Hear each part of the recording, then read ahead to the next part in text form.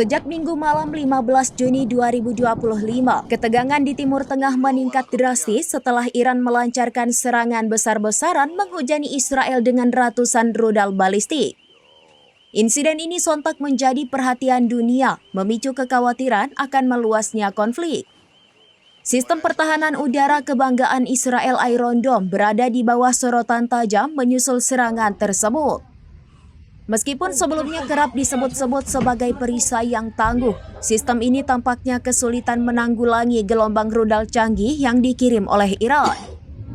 Iron Dome yang dirancang untuk menghadapi ancaman roket jarak pendek dan proyektil artileri terlihat kewalahan menghadapi serangan rudal yang jauh lebih kompleks kali ini. Ada indikasi bahwa sistem Iron Dome bahkan mungkin telah mengalami gangguan dengan laporan mengenai dugaan peretasan yang mengurangi efektivitasnya. Selain itu, aspek biaya operasional Iron Dome juga menjadi perbincangan.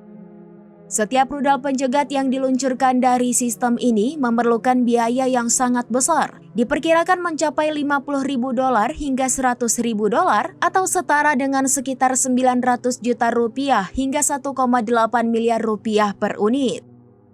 Biaya fantastis ini menimbulkan beban finansial yang signifikan bagi anggaran pertahanan Israel, terutama di tengah konflik yang berlarut-larut. Kejadian ini menunjukkan bahwa meskipun memiliki sistem pertahanan yang canggih, Israel menghadapi tantangan baru dalam menghadapi eskalasi konflik regional, terutama dari serangan yang lebih modern dan masif.